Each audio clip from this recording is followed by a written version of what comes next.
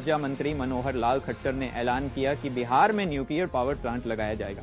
उन्होंने कहा कि देश की बढ़ती ऊर्जा जरूरतों को देखते हुए न्यूक्लियर पावर पर जोर दिया जा रहा है और बिहार इसमें अहम भूमिका निभाएगा। खट्टर ने बताया कि भारत अब न सिर्फ अपनी जरूरतें पूरी कर रहा है बल्कि पड़ोसी देशों को भी बिजली निर्यात कर रहा है। फिलहाल देश में 242 गीगावाट बिजली उत्पादन हो रहा है और दिसंबर तक इसे और बढ़ाने का लक्ष्य है। बिहार में प्लांट लगने से राज्य को ऊर्जा आत्मनिर्भरता मिलेगी और विकास को गति मिलेगी।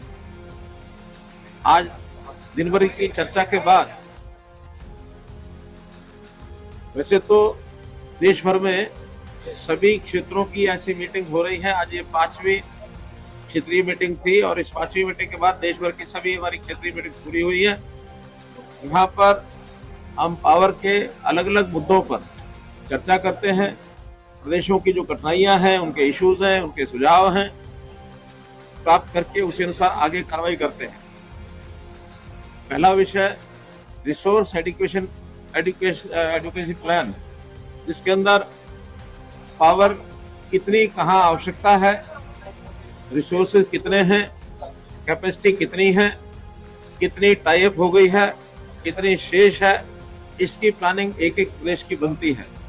उसमें थर्मल पावर है, फिर आरई में सोलर है, विंड पावर है, इसी प्रकार स्टोरेज के जो प्रोजेक्ट्स हमारे पीएसपी के वेस्ट के वो चल रहे हैं। और इसी में एक निवेदन सभी प्रदेशों से किया गया है कि कम से कम 1 यूनिट न्यूक्लियर पावर का भी सब लोग अपने यहाँ प्लानिंग बनाए। उस सारे की योजना बनी है और प्रदेश अनुसार 2035 तक आने वाले 10 वर्षों में पावर की आवश्यकता के हिसाब से सारी योजना, सारी प्लानिंग बनी है। जहाँ तक आज की स्थिति है, देश भर में जितनी आवश्यकता हमारी पावर की है वो सब पूरी कर रहे हैं।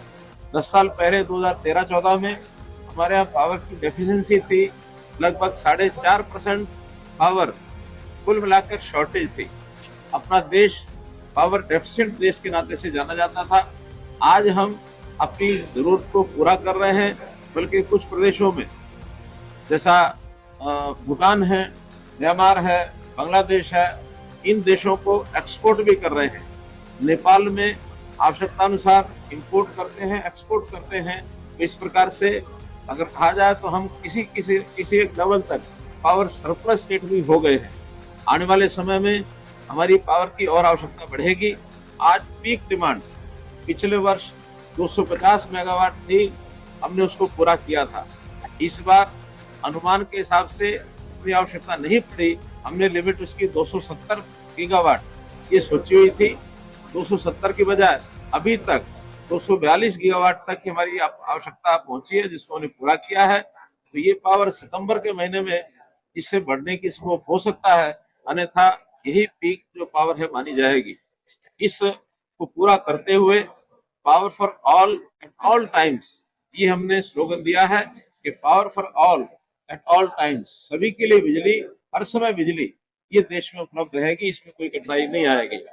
और इसी प्रकार से ट्रांसमिशन का विषय, दूसरा विषय ट्रांसमिशन में आने वाली कठिनाइयां, आरओडब्ल्यू की कठिनाइयां कुछ प्रदेशों की होती हैं, उसको सॉल्व करने के लिए रास्ते सुझाए गए हैं।